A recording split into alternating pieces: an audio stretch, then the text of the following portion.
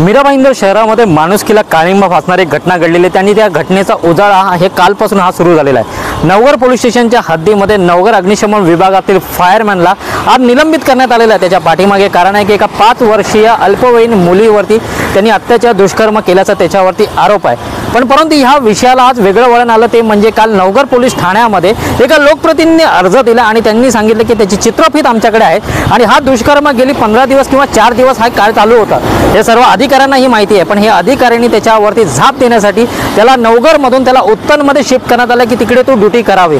पण काल लोकप्रतिनिधी पत्रव्यवहार केल्याच्या नंतर हा फार मोठा खुलासा झालेला आहे। काल लोकप्रतिनिधी पत्र द्यायला आणि आज महानगरपालिकेच्या अधिकाऱ्यांनी त्याला निलंबित करायला हा खरा म्हणजे योगायोग नसेल तर हे कुठेतरी दुष्कर्म लपवण्याची कामं हे महानगरपालिकेच्या फायर ब्रिगेड अग्निशमन विभागाकडून होत आहेत। या संपूर्ण घटनेबद्दल मनसेनेही आक्रमक पवित्रा दाखवलेला आहे। मनसे शहराध्यक्ष संदीप राणे यांची भूमिका तरी काय आपण जाणून घेऊ की मीरा भाईंदर महानगरपालिकेच्या अधिकाऱ्यांना या संजय म्हात्रे जो कल्प्रिट आहे यांनी वारंवार त्या अल्पवयीन मुलीवर छेडखाने किंवा त्याच्यावर दुष्कर्म असं काही चुकीचं काम केल्यानंतर अधिकाऱ्यांना माहिती असून सुद्धा त्याचा गुन्हा दाखल झाला नाही। एक जनप्रतिनिधी जेव्हा अर्ज टाकते, अर्ज टाकल्यानंतर नगरपालिकेला जागा ते नगरपालिका धाव देते पोलीस स्टेशनला, म्हणजे किती निष्काळजीपणा हा या जगामध्ये चाललाय ते बघा। मीरा भाईंदर महानगरपालिकेच्या अधिकाऱ्यांकडे सगळे त्याचे व्हिडिओ असून त्याच्यावर गुन्हा दाखल होत नाही, याचा अर्थ कुठे ना कुठे हे अधिकारी पण त्याच्यामध्ये सामील आहेत। मला या व्हिडिओच्या माध्यमातून एवढं सांगायचं तुमच्या या माध्यमातून की आम्ही आता पत्र दिलेलं आहे महाराष्ट्र विमान सेनेच्या वतीने। त्याच्यावर पत्र देण्याचं कारण हे की त्याच्यावर गुन्हा दाखल व्हायला पाहिजे। त्याचबरोबर ज्या ज्या अधिकाऱ्यांकडे हा व्हिडिओ आहे, जबाबदार अधिकारी आहेत, गव्हर्नमेंटचे अधिकारी आहेत, लक्षात घ्या, त्यांच्याकडे याचा व्हिडिओ असून सुद्धा त्याच्यावर गुन्हा दाखल होत नाही, त्यांच्यावर फौजदारी गुन्हा दाखल व्हायला पाहिजे। एका बाजूने आपण महिला सक्षमीकरण व्हायला पाहिजे, महिलांना एका बाजूने सरकार पैसे वाटप करते, मदत करते, आणि दुसऱ्या बाजूने महिलांवर अशा अत्याचार होत आहेत, हे कुठेतरी दुर्भाग्याची गोष्ट आहे। आणि ती मुलगी 5 वर्षाची मुलगी आहे, 5 वर्षाच्या मुलीवर जर असं बलात्काराने कोण अत्याचार करत असेल तर याच्यावर तुम्ही म्हणजे कानाडोळा करताय। या अधिकाऱ्यांना फौजदारी गुन्हा दाखवलेला पाहिजे। मीरा भाईंदरचे अधिकारी दुर्लक्ष करते, यांच्यावर गंभीर गुन्हा दाखवलेला पाहिजे अशी आमची मागणी आहे। जेव्हा असे मोठे गुन्हे घडत असतात तर कुठेतरी वाटतं की महानगरपालिका पण याच्यामध्ये तेवढीच दोषी आहे। 1001% या ठिकाणी कर्मचारी जे भरती झालेले आहेत ते सर्व पैसे देऊन भरती झालेले आहेत, माझा जाहीर आरोप आहे।